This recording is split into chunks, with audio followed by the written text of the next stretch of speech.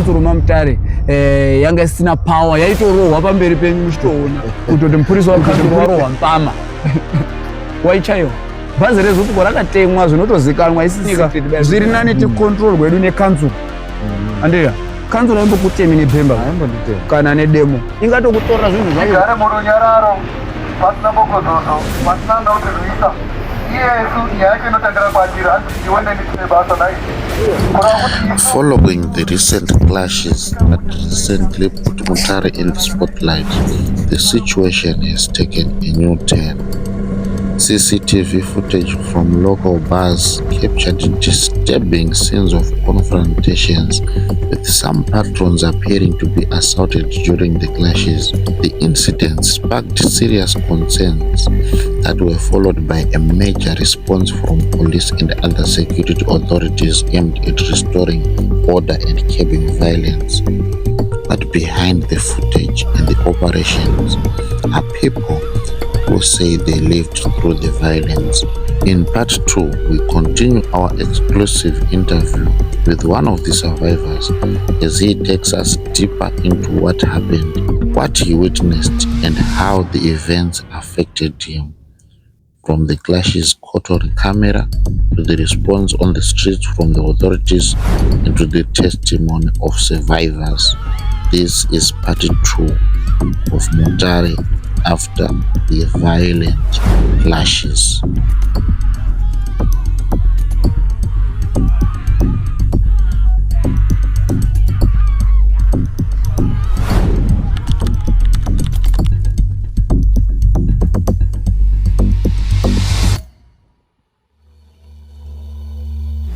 Anongadzoka Matonheim Street, Matonheim Society. Akatema munhu nechidhina apa. Mangwana Manheim Society. Akauya akasvika akakidnepa munhu. Bozwana anokidnepa. Munhu achizwa mubhuti makatotarisa.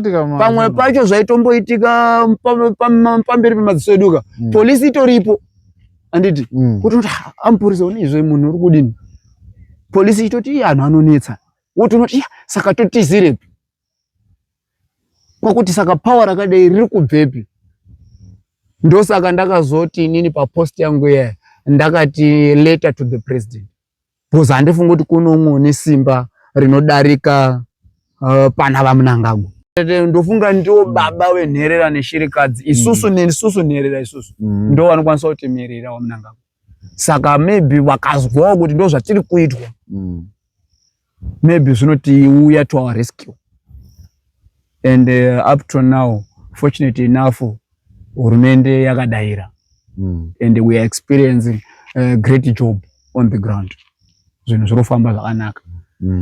Takutoona kuti Mutare inotonakidza unogona kuita madhiri ako. Mamirira zvakatoita so. Because ngosingachakwanisi kuti uite dhiri rako rototsvage mari yako yekuya nemhuri yako. Because unongotoziva kuti panogona kungosvika munhu noti pane zvawaita nhasi tudotini. To the extent yekuti council Mamutare yanga isikachatori revenues. Council Mamutare yanga isina power yaitorohwa pamberi penyu muchitoona kutoti mupurisa wecouncil warohwa mpama waichaiwa.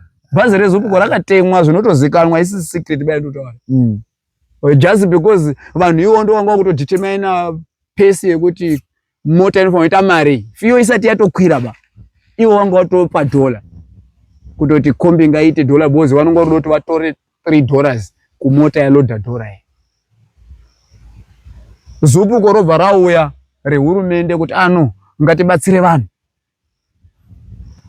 Robva rauya robva razi reload. Vanhu ivanga vane simba rakadini rakadaro. Ndosada kati ano president tionewo. Saka babona nyaya yenyu apa zviri kufamba iri kurakidza kuti pachaitika justice. Kasofa sekuona kwenyu sofa kana zvichizochinja I don't know, maybe zvichazochinjira mberi kana kuti kwazvichanga zvichizobikwa mheno mberi kuti akumatare dzimhosva kana kuti but so far as it stands hurumende iri kuita basa, iri kuita justice so far. Andrufara zvisikaita. I'm so grateful nezviri kuitwa nehurumende yeZimbabwe. I'm so happy kuti tikatochema vasungwa here pane vamakatongonzwa kuti vakasungwa nezvamakasangana nazvo. Ya pane zvatakasangana nazvo vanhu vari kusungwa. Vanhu vari kusungwa zvekuti vazotosungwa vakati wandei since system iyi ine vanhu vakawanda. Alright. Nekuexposwa kwayazoita through iwo media nematauro ataita yabva yaraiza kuti kuitwe operation handiti operation yekuratidza kuti hurumende yakatozwa kuchema kwedu and vanhu vari kubatwa, noti vanhu mahwindi in fact ndo ari main targeted because ndo kuri kunyanya facilitate nhau idzodzidzi, ndo kune vanhu vacho kwavakawandira. Saka hurumende yakati nonga titombo cleaner kaklani kacho kesi and mutare yese vanhu vari kufara, vanhu vari kufara zvisikaiti. Vanhu vari kufara. Saka I think justice iripo because kwaona hurumende yakubatsirai like Guruwe animals zvitsva akangotorwa akabviswa musociety and Guruwe iri kutonakirwa. Saka isusu tungo expectawo kuti kwaMutare dai zvikadaro animals zvitsva kwaMutare angobviswawo. Aiwa inini ndati inini kuGuruwe kwakanga kuina animals zvitsva then kuBhikita kwakuina Daniel Munyanyi wakabva utongwa 149 izvo zvinhu zviri kuzikanwa. Saka same scenario ndo iri kwaMutare. Saka tongoti hurumende ngaindotizwa kuchema kwani kweduwo kuti Mutare tisunungukewo just like Guruwe, just like Bhikita neMutare tifarewo tiitewo mabasa edu takasununguka tichitsvagawo mari dzedu tichiita zvatinova tichidini. Ndinoona mumacomment section menyu handiti munoti mukaposta zvinhu unotoona kuti pane vanhu vacho ivavava ndotozviona vanenge vachitothreatena kuti aiwa usati kuti ndinyarare unyarare. Saka imimi hazvisi kukunetesa here kana kuti regai ningozosiyana nazvo kozi handi mune mhuri? Ndine mhuri. Saka waifight mimi ine mhuri? Ndine mhuri but zvandambokudza zvaende zvekuti zvinhu izvi zvandiri kutaura izvi harisi drama ke. Sure, it's real life. Haisi content kaitota pana real life. Ende zvinhu zvakatoitika for real.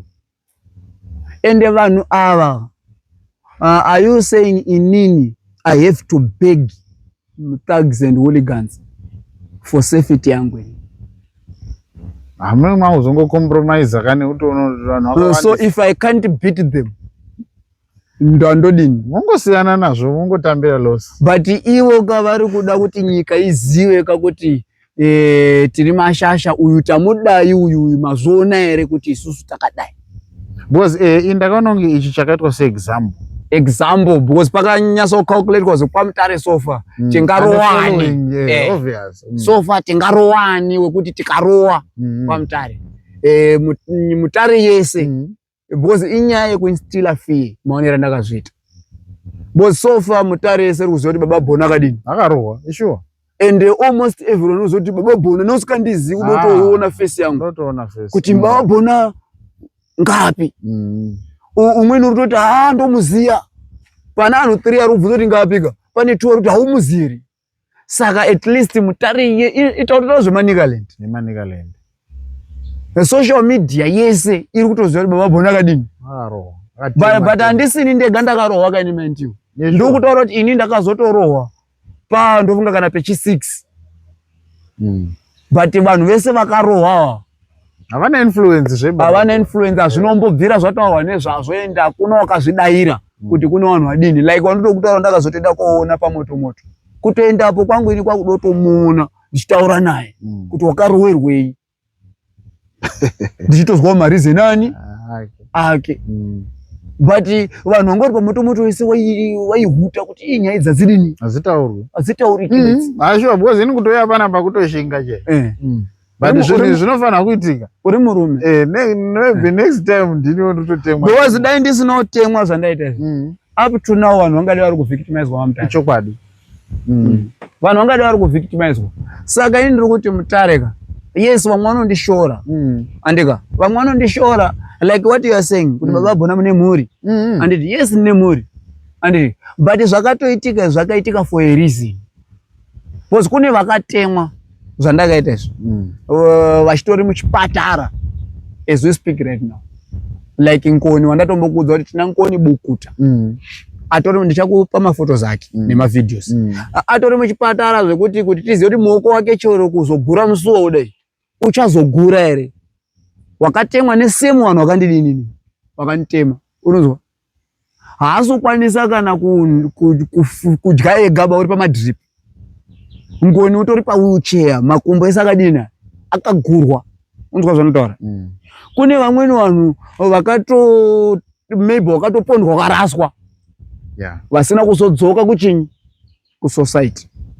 Asi inini ndakadzoka kusociety. Ndadzoka kusociety handina kurasa moyo kuti but why zvinhu izvi zviri kuitika munyika mune mutemo. Because tinoprotektwa nemutemo. Pakashayika mutemo, kune vanhu vane simba vanofunga kuti vane simba. Kuna shewa yekuti foni yako iyi yayangu. Because iwe hauna simba rotogara rakafanana nerake. Asi mutemo unouya wobva wataura kuti aiwa foni iyi ngeyakuna she saka iwe waitorerei. Justice. Ndo chinhu chinoti protect. Chikangoshayika icho checho tinoti kuna vanhu vadoto kuita zvodoto kuita usina chawatadzira. Anditi, saka that spirit iyo ndo irongoramba chindidini chindipusha kuti no ndakatotemwa inini asi zvabenefita mbuya aitorwa mare. Baba bona akatemwa asi zvabenefita munhu wemubhabha aitorwa mare. Baba bona akatemwa asi zvabenefita munhu weHonda Fit yake wanga ari kupilota. Anditi, achiita kamare kake achindochengeta mhuri. Zvino just imagine. Aiwa, ngatimbotaura kuna shi. Mota ngeyako yawakatenga. Anditi, fuel ngeyako yawaisa. Matemu mwedzi mitatu ichipera parodiwa mutero ngewako uchiisa. Ichafa suspension ichadini chatsva pambo ndiwe uno maintain. Anditi, road yauri kufamba ndeyenyika. President ari kugadzira maroads. Anditi, pauya umweni munhu noti parodi pakamira ngepangu.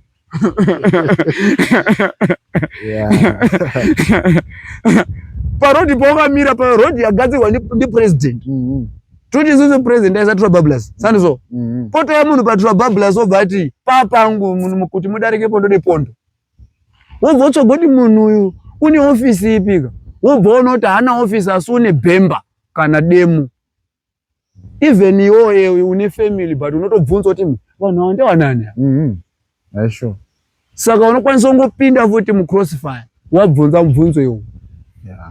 Vanhu vane simba rokuti ukaramba kusiya mari yavari kudayo vanotokuterawo kubloka wototi waramba siya mari yedu walodha parodi pedu. Kwatokutema. Saka kana zvisati zvaitika kwauri unonzwa ri kuna shi. Zvisati zvaitika kwauri ndonzwa ngo vanhu vazhinji pasocial media vachiti baba Bonano wawata chichinyi mira kupopota unotaurisa ndende.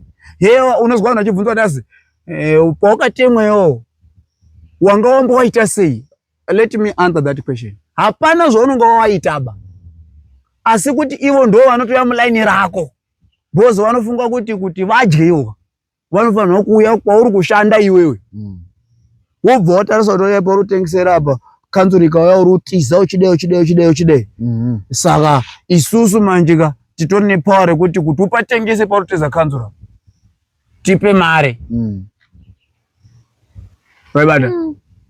Haisi nyaya yekuti unonga ine zvaunonga waita. Saka unogona achiti azi vakakutemere apa havana reason ba. Reason yavo ngeyekuti cooperate nani? Yes. Nisusu. Iwe ukaramba ukooperate kuti anogenga mota ngeyangu iyi. Kana musi kudai nyimi vanhu akwira mota umukomo ngaadziki. Avanoti iwe wasotiziva kuti nani. Kwotokutema. Ende shamu yavo mabhemba ni demo. Nedai vaita zvongoti roho kana. Saka ndo pandaiti ninika zviri nani ticontrol gwedu nekanzuru. Andira.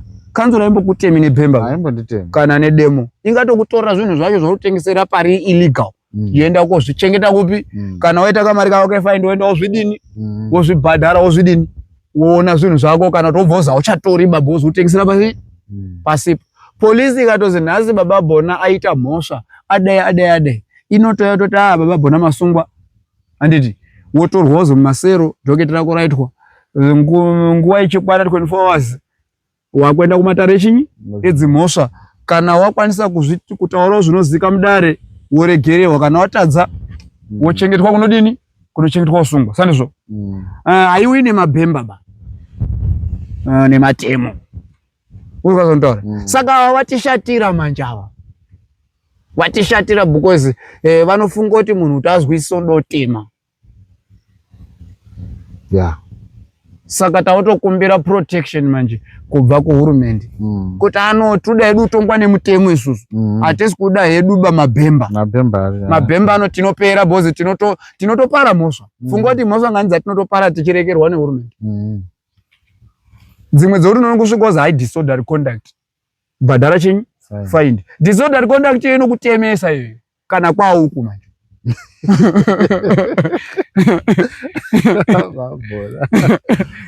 Kana kwakuofisi kwawo machinda disorderly conduct inotemesa nebhemba. Tuyati kwanoza misirinyasa achichinyi indecent exposure mhosva tozi nepolitical bhadhara fine. Iwo kwaari manje haisi indecent. You deserve demo bhemba kumunhu. Saka tiri kumbira hurumende yenyika ino nevakuru venyika ino neutungamiri hwese nepolisi nemasoja tiri kutofara zvisikaite zvikuitwa mutare kuti ngati protect kwedu ngatonzerwe kwedu masoja aipo hatitemwi ba masoja ambotema futa ingori sandizvo. Ende polisi ukuona homicide yawo inotombope warning shots kuti shamwari taridza siya zvorudini ukupareta nechinyi nemutemo. Aya hana warning shot baba. Bhemba notoya rakatokunanga andotema. Hurumende ruti matsira ende mutare mukaitarisa izvizvi yakachena. Hauvhiringidzwi uri kunyasofamba zvakanaka uri kunyatsokwira mota yauri kuda kukwira iwo kuti iyo inonga yakaita poto ndoda kukwira iyo ichakanaka. Haumanikidzwi kuzi pinda mugondo matoda kuti tipuhwe mari bozi unogona kupinda mumota nefesi nemunhu usikunakidza just because aya ari kuti pinda mupi imomo fanira kutanga mwazara imomo tipuhwe mari yani isusu cherengi. But we are not jealous yekuti munhu waita mari handiti hati but tiri kuti isusu mari yacho manje zvairi kuzoita after yakuti abusa yakutora mufaro wamwana baba. Aiwa. Hey, I think so baba Bona. Tingaramba nyaya dzedu hadziperi. Tichange tichiramba tichiuya tichiita check on you tichiona kuti nyaya yedu iri kufamba sei. Saka takangomirirawo kuti matare edzimhosva anoti kudini zvawakanditi inini ndiite zvese ndakaita. Makaita zvese zvandakanzi ndiite ndakaita. Zvese zvinodiwa kuti ndizonga ndichitsveta pamberi pemupereteri wemhosva zvese ndakaita. Saka changu kwako kuzongomirira kuzwa kuti kana ndichimupenyu vanhu vangu vabatwa here kana kuti havasati. Ende kana vabatwa truly speaking kukoti ndiri kuenda. Kukoti ndiri kuenda. Kana ndichitemerwa pakoti ipo papo ndo pandichatemerwa nyika yese ichiona ndichitotemwa. Ndichaenda bozi vanhu vazhinji vanozotya kuenda kumatare edzimhosva nekuda inini handina chekuchatya ba because zvakatoitika ende zviri kutoitika izvozvi zvinhu handisi kutogara pamba ba handiti because nditori muhondo. That is imwe fact yatati singada kutotaura. Nditori muhondo travela hundreds of kilometers kuti titozosvika kwamuri kuno. Saka kana zvichirewa kuti justice yashaika kana zvichirewa kuti ndichaflya kana ndisina kubatwa ndiwona once justice yashaika zvinotorewa ndichaflya ndichitobuda muzimbabwe ende ndichaflya asi ndasiya ndataura nhau idzi ende ndaenda kwandichaenda kwacho ndichavhura broadcast ndizitaura yekuadresa nyaya idzodzi kusvika Mutare yasununguka. As long as ndiri mupenyu ndisina kufa, I am going to say it again and again louder.